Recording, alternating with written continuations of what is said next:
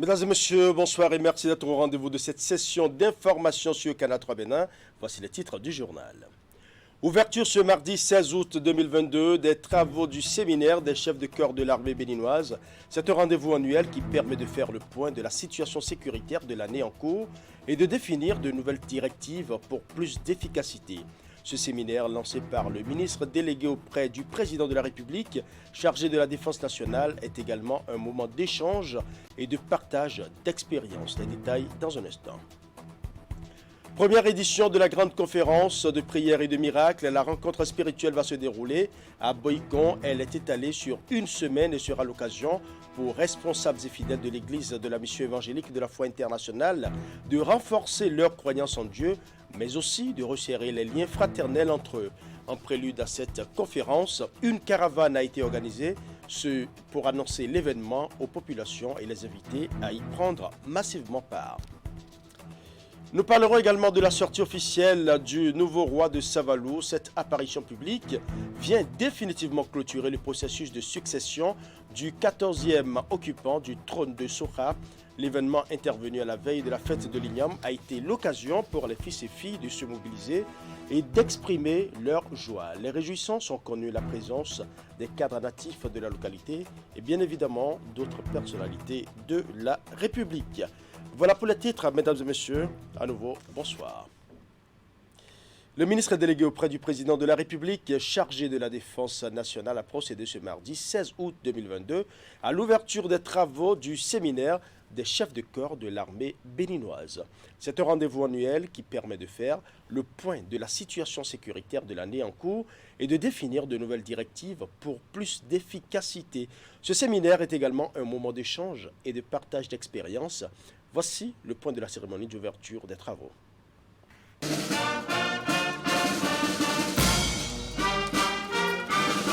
À l'état-major des forces armées béninoises ce mardi 16 août, le ministre délégué auprès du président de la République, chargé de la défense nationale, reçoit ici les honneurs militaires.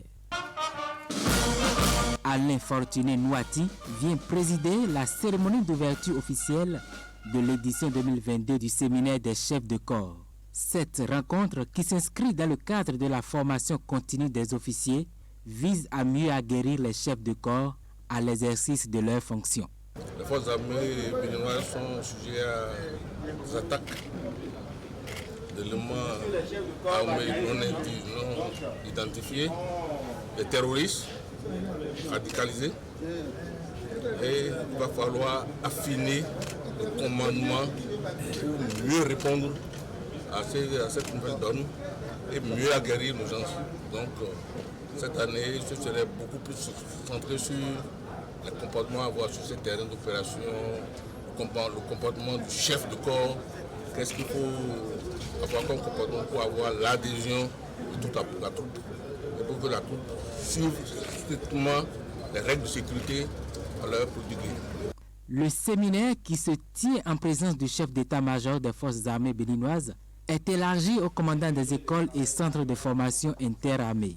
Il a pour objectif l'amélioration du niveau de formation des cadres de l'armée béninoise pour leur permettre de mieux faire face aux multiples défis liés à l'environnement d'opération marqué par des menaces terroristes. Face aux attaques qui surviennent de façon sporadique dans le nord, l'armée béninoise a désormais le contrôle de la situation. Je crois que le peuple béninois même constate que les attaques au Bénin ne se déroulent pas comme, je ne dirais pas, comme ailleurs, je dirais, comme du couteau dans du beurre. Et que ces attaques-là sont devenues totalement rares, si ce n'est que quelques poses d'engins explosifs improvisés. Nous n'avons plus jamais été victimes d'une attaque frontale directe à l'arme. Ce qui veut dire que les attaques antérieures, ils n'en ont plus pour leur compte. C'est pourquoi ils évitent une confrontation directe. On compte aussi les engins explosifs et improvisés. On est en train de réfléchir pour amoindrir de plus en plus leurs nuisances. Tout en rappelant la détermination du chef suprême des armées, le chef de l'État Patrice Talon, le ministre délégué auprès du président de la République, chargé de la défense nationale, a rendu hommage aux soldats tombés sur les théâtres d'opération suite aux attaques terroristes dans la partie septentrionale du Bénin. 1 minute de silence est observée en mémoire des victimes. Parlons éducation à présent. Après l'obtention de leur premier diplôme universitaire, les nouveaux bacheliers de Djougou s'informent sur les offres de formation disponibles dans les universités publiques et privées du Bénin. C'est au cours d'une séance d'orientation initiée à leur intention à la Maison des Jeunes de Djougou. À travers cette rencontre, les initiateurs entendent montrer aux participants la voie à suivre pour un cursus universitaire réussi.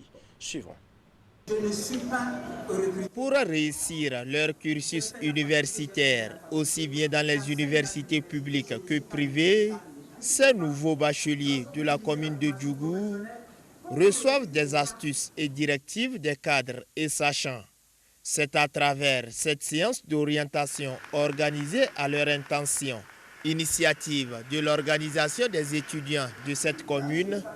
La présente séance d'orientation vise à amener chaque futur étudiant à choisir sa filière en tenant compte de ses capacités, aspirations et ambitions. Donc il faut tenir compte de votre capacité intellectuelle et il faut tenir compte surtout du marché de l'emploi. Tenez compte du marché de l'emploi. Lorsqu'on parle du marché de l'emploi, c'est quoi? C'est qu'après votre formation, ne trimez pas. Et le troisième critère, c'est un peu difficile, c'est l'aspect financier. Filière universitaire et employabilité, quel lien? C'est le thème central de cette rencontre, soutenue par la Fondation Metairatou, la mairie de Djougou et bien d'autres bonnes volontés. Il s'agit de prendre en considération la relation entre les qualifications, les habiletés et les compétences que vous détiendrez à l'issue de votre formation et les besoins des entreprises et du marché du travail. Cela tout en tenant compte, bien sûr, de vos rêves et de votre désir de changer le destin de votre communauté et de votre pays. C'est vrai que le maire de la commune de Djougou, le docteur Abdoul Malik Seibou, avait souhaité être là lui-même, mais compte tenu de certaines contraintes de l'administration, il tient à vous présenter ses excuses. Et il tient à remercier le bureau des étudiants de la commune de Djougou pour le choix porté et le thème de ce jour.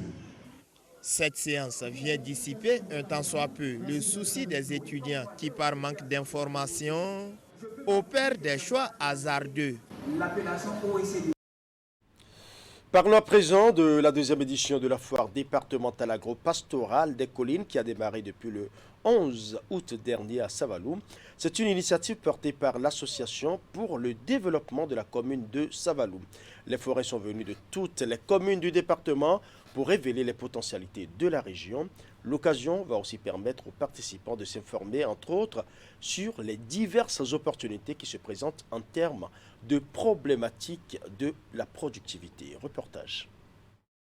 L'initiative vise à faciliter les rencontres entre acteurs du monde agricole de la région. La foire départementale agro-pastorale des collines, FODACO, a connu cette année la participation des forains venus des différentes communes du département. Elle sera l'occasion de révéler les potentialités et diversités agro-pastorales, mais aussi partager les savoir-faire des acteurs des maillons de production, de la transformation ainsi que de la commercialisation. Nous sommes à notre deuxième édition de la foire départementale agro-pastorale des communes. Et si nous sommes retrouvés encore cette année, cela veut dire que ce qui s'est passé l'année dernière a donné un résultat qui mérite d'être encouragé. Organisées dans le cadre des manifestations de la fête de l'IAM à Savalou, les activités de la foire vont durer 5 jours. En plus des échanges commerciaux, les participants auront également droit à plusieurs communications au cours desquelles des questions d'ordre technique seront évoquées. La problématique de la productivité agricole, de la post-récolte, de l'accès aux intrants seront abordés, ainsi que des sujets ayant trait au financement. À travers cette foire, l'Association pour le développement de la commune de Savalou, ADCS, nourrit des ambitions plus grandioses. Moi, je ne voudrais pas que vous veniez ici pour vendre et puis vous repartir simplement. Je voudrais que vous soyez conscient de comment on doit vous enrichir, comment vous devez vous enrichir. Parce que si nous vous enrichissons, nous enrichissons le Bénin. Si nous nous enrichissons, le Bénin va se développer. Et c'est ça le travail, le défi que nous allons nous donner. Mais en réalité, vous avez également un troisième objectif en venant ici. C'est que vous allez rencontrer d'autres personnes qui font les choses différemment de vous. Et ces gens-là, ils vont vous apprendre, ils vont vous apporter des choses.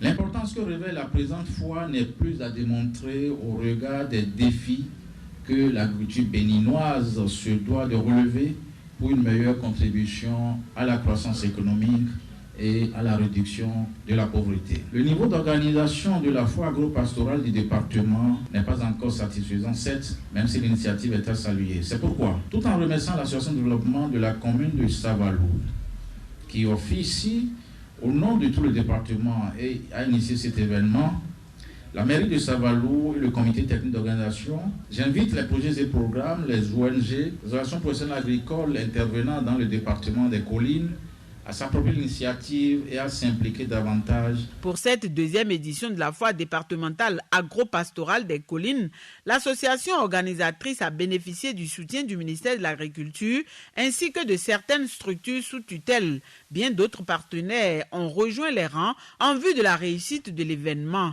Cadre de partage d'expériences, l'espace d'échange offre cette fois aussi aux forains la possibilité de prendre des contacts et de s'informer sur les opportunités d'acquisition d'équipements de production.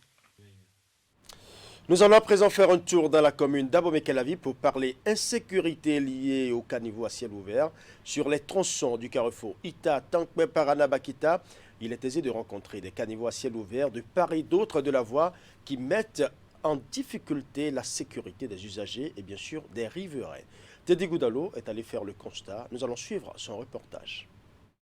Esther est propriétaire de cette boutique de vente de fournitures scolaires sur ce tronçon carrefour Ita-Tankwe dans la commune d'Abomey-Calavi.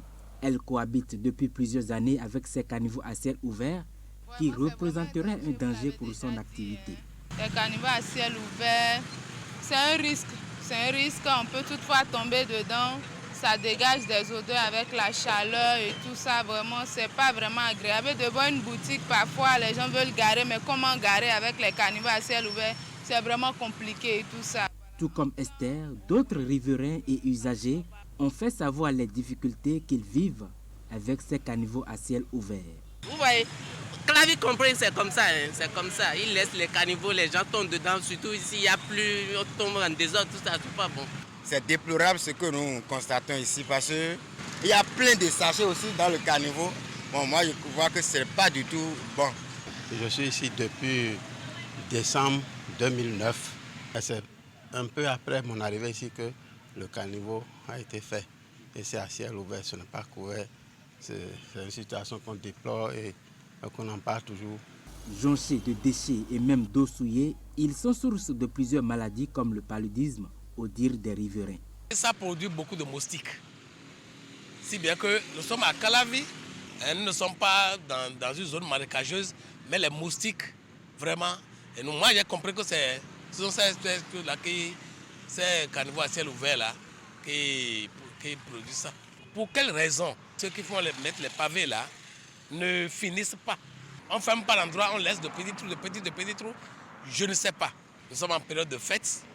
Il y a des gens qui, dans leur grande joie, ne se contrôlent pas. Ils peuvent tomber dedans. La situation est identique sur le tronçon Tankwe-Parana-Bakita. Des tenants de boutiques, pour pallier un tant soit peu à ce problème, se voient dans l'obligation de trouver une solution temporaire.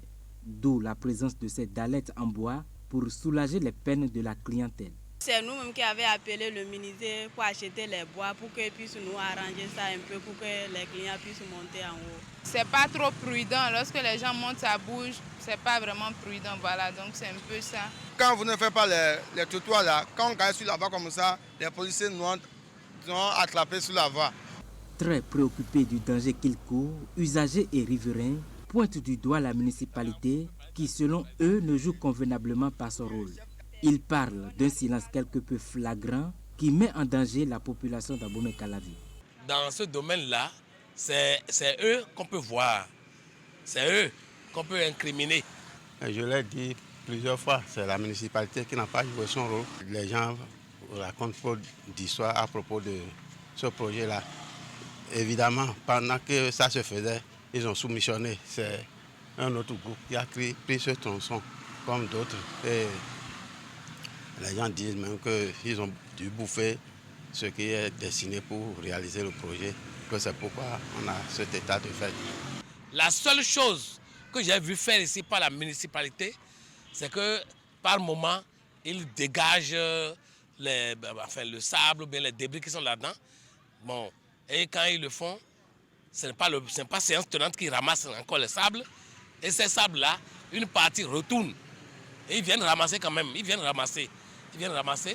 Et ils le font par moment. Les propriétaires de boutiques invitent la mairie d'Abomey-Calavi à prendre ses responsabilités pour la fermeture au plus tôt de ces caniveaux à ciel ouvert. Parlons religion à présent avec la première édition de la grande conférence de prière et de miracles. La rencontre spirituelle va se dérouler à Boïcon et elle est étalée sur une semaine environ. Ce sera l'occasion pour responsables et fidèles de l'Église de la mission évangélique de la foi internationale de renforcer leur croyance en Dieu, mais aussi de resserrer les liens fraternels entre eux. En prélude à cette conférence, une caravane a été organisée pour annoncer l'événement aux populations et les inviter à y prendre massivement part. Suivant. Une affluence de chrétiens évangéliques sur les grandes artères de la commune. La caravane partie de l'intercession de la voie conduisant au siège de la mission évangélique de la foi internationale à Boïcon a fait le tour de la ville. Responsables et fidèles à travers chants et autres arrêts annoncent la tenue de la première édition d'une grande conférence de prière et de miracles. C'est la première édition cette année 2022. Et bien avant les années antérieures, on organisait ça sous le nom de Festival de prière. Mais cette année, nous avons voulu à ce que cela soit la conférence de prière et de miracles. Et il y aura beaucoup d'enseignements au niveau du peuple parce que la Bible déclare que c'est la parole de Dieu que nous écoutons qui va nous transformer. C'est ça qui va nous transformer, c'est ça qui va métamorphoser la vie des citoyens et des citoyennes. Les manifestations sont placées sous le thème « Que ton règne vienne ». Elles vont durer du 14 au 21 août 2022. Plusieurs activités sont prévues dans un programme spécial pour les femmes et hommes en attente des fruits des entrailles. Animée par d'éminents pasteurs, la rencontre spirituelle sera aussi meublée par un atelier spécial pour les entrepreneurs, les diplômés sans emploi ainsi que les opérateurs économiques. Nous avons effectivement 8 jours de prière et de miracles, d'activités ecclésiastiques. Et durant les 8 jours, le Seigneur va sortir sa gloire. Les gens vont témoigner, beaucoup recevront la guérison de leur maladie, maladie physique, maladie financière, maladie morale. Tout ce qui empêche les gens de percer leur destinée, Dieu va se révéler davantage à eux et chacun trouvera son compte. Parce que Dieu, il est le même hier, aujourd'hui et éternellement. Étalée sur toute une semaine, cette conférence de prière et de miracles est organisée dans le but de renforcer la foi des fidèles, mais également les liens fraternels entre les membres de l'Église. Elle témoigne surtout, selon les organisateurs, de la bonne ambiance qui prévaut au sein de cette communauté évangélique, contrairement à ce qu'affirment certaines mauvaises langues. Religion toujours, retour en image sur l'investiture du nouveau président de l'Union islamique du Bénin. L'imam Idriss Boukari et son équipe ont prêté serment ce samedi à Boïcon. C'était en présence d'éminents imams et islamologues de la sous-région invités pour la circonstance. C'était aussi l'occasion pour jeter les bases d'une collaboration avec les fêtières sœurs des autres pays voisins. Imet Elena Mousso pour les détails. Le bureau a été mis sur pied le 14 mai dernier à l'issue du 5e congrès ordinaire de l'Union islamique du Bénin. Composé de 47 membres, l'équipe présidée par l'imam Idriss Boukari est officiellement installée ce samedi. Les manifestations se sont déroulées à Boïcon. Boïcon est une ville culturelle, ethnique, confessionnelle, où les religions se cohabitent, s'entremêlent dans une harmonie parfaite. Cela a vocation à continuer. On n'a pas besoin de visa pour venir à Boïcon. Boïcon est une ville carrefour.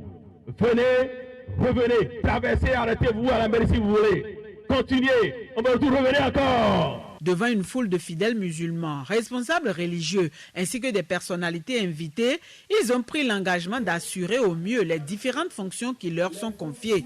Pour les 5 années à venir, le bureau a pour mission d'organiser et de gérer la communauté musulmane selon les prescriptions de l'islam et des textes de la République. Les confesseurs religieux vous souhaitent la paix dans votre mission, vous qui œuvrez. Et vous voulez œuvrer davantage ensemble avec nous tous, croyants, pour la paix dans notre pays, la paix dans la sous-région, sur le continent et partout ailleurs dans le monde. Au nom des citoyens et citoyennes dont nous partageons la foi en Dieu et en notre République, nous voudrions vous féliciter et prier pour que votre mission soit accomplie dans la paix, que chacune et chacun, croyant, j'ose même dire, et non croyant, trouve en votre direction l'espérance nécessaire d'appartenir à une même nation, une nation plurielle, diversifiée, mais d'appartenir à une grande communauté. Témoignage de la grandeur d'esprit des leaders de la communauté musulmane du Bénin, cette cérémonie est le couronnement d'un long processus de réforme enclenché depuis 2017.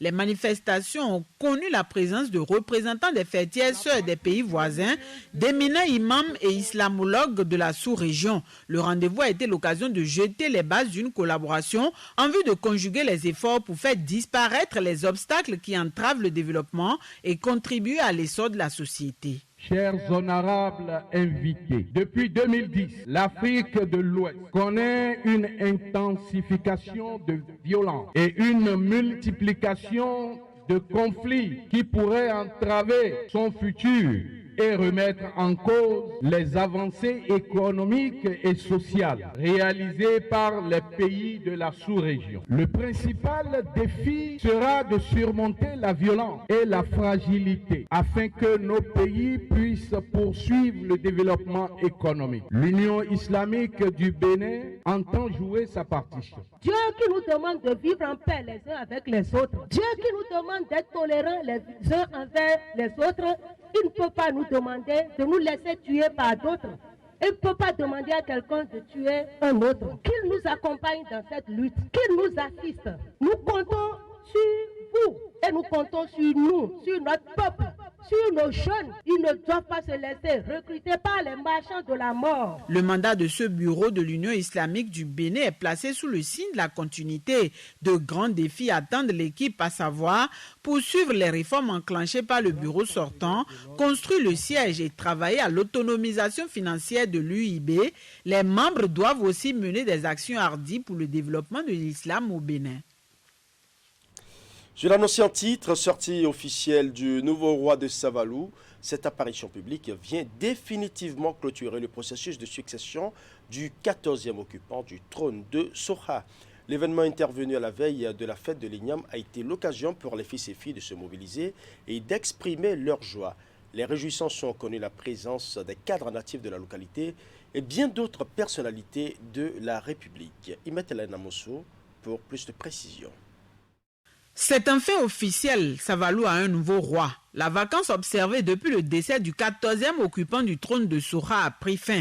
Intronisé il y a quelques jours, Dada Ganfon Tofa Gbagidi 15 a fait sa première apparition publique.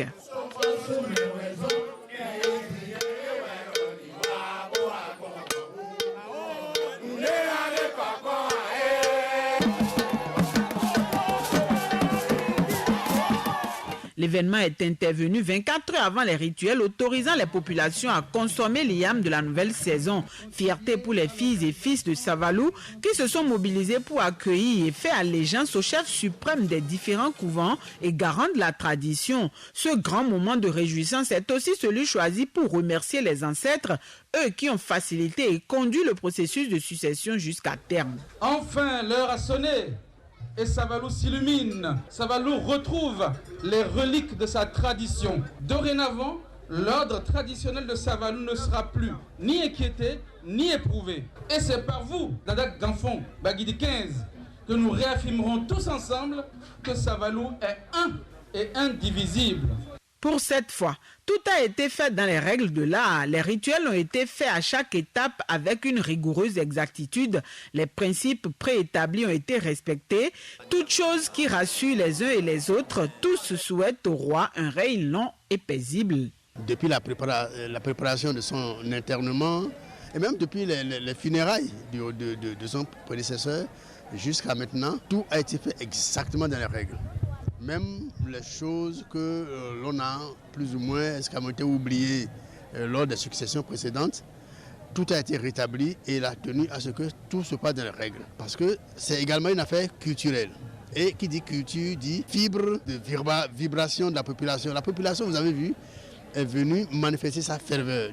L'effervescence que nous notons derrière notre grand roi Baguidi XV montre à merveille que les Savalos ne se sont pas trompés. Et il est important que nous mobilisions les efforts indispensables autour de la personnalité de ce roi pour construire le Savalou de demain pour la génération montante, pour la postérité. Dorénavant, l'ordre est rétabli dans le royaume, les valeurs sont restaurées. En témoigne la liesse populaire ainsi que l'effervescence remarquée dans la ville. C'en est fini pour la guerre de succession. Place désormais à la cohésion, l'unité d'action autour du roi afin de faire rayonner le royaume. Le combat pour la succession au trône est terminé. Nous devons nous unir parce que nous sommes tous les descendants de Badebou qui est un et indivisible. Savalou ne peut se développer qu'avec la contribution de nous tous. Cette sortie officielle du nouveau roi de Savalou est venue définitivement mettre fin aux différentes cérémonies qui consacrent l'intronisation du souverain. Fils et fils de la cité sont appelés à fédérer les énergies en vue d'accompagner Dada Baguidi XV dans les actions de développement. Parlons sport à présent avec le tournoi FM Koufé de Basila qui a connu son épilogue ce dimanche 14 août 2022. La finale a opposé sur le terrain de Basila les bombardiers de Zongo FC à Ile Ilumaou FC de Maningri. L'objectif de ce tournoi est de mobiliser les populations des arrondissements de Basila et de Maningri autour des actions qui promeuvent cette radio, notamment la pratique sportive. Au terme des 90 minutes de jeu, c'est l'équipe de Maningri qui l'emporte sur un score d'1-0. Nous allons suivre.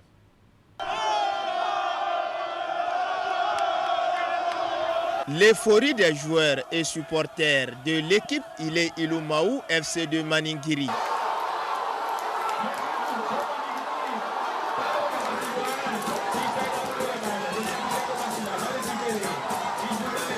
Championne de la finale du tournoi Radio FM Koufé de Basila, 7 équipes vainqueurs vêtues en bleu-jaune a dû cravacher dur sur le terrain avant de trouver la faille à la 78e minute.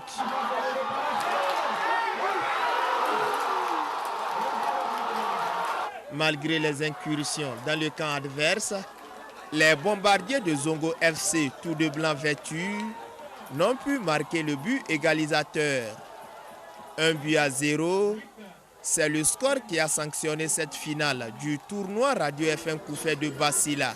Une formule toute trouvée par le patron de cet organe pour davantage rapprocher les populations de Basila de leur radio. Une radio confrontée aux difficultés financières qui entravent son rayonnement. Paris gagnait pour cette première édition du tournoi dénommé FM Koufé. À mon arrivée, j'avais déjà dit, j'ai constaté que la radio a trop de difficultés, surtout celles financières. Et c'est comme ça on a mûri l'idée d'organiser comme on l'a fait. On a pensé que c'est par ce moyen-là que nous pourrons mobiliser les ressources pour la radio. Et voilà, aujourd'hui, nous sommes à la fin, après pratiquement 2 mois. L'engouement et l'ambiance constatée au stade de Basila prouvent à suffisance l'intérêt que ces populations portent déjà à cet organe. D'abord, je vais tenir sincèrement à remercier le directeur de la radio pour l'initiative qui a peiné au départ à prendre, mais qui a finalement connu l'adhésion totale de la population. Je tiens également à remercier toutes les équipes qui ont pris part à ce tournoi. Je voudrais féliciter tout le bureau du conseil d'administration de la radio, le personnel de la radio, surtout le directeur de la radio FM Koufé qui vient de prendre service et qui a dit à l'époque que ce ne sont pas des paroles mais des actes. Nous sommes vraiment au premier acte. Je crois que de tels bons actes comme ça viendront encore. Et nous sommes là, nous jeunes, derrière le jeune directeur de la radio FM Koufé de Basila. Nous le soutenons. À la fin de cette randonnée sportive, l'équipe vainqueur décroche le trophée, plus une enveloppe financière et des jeux de maillot. Quant à l'équipe vice-championne, elle se contentera d'une enveloppe financière et d'autres récompenses.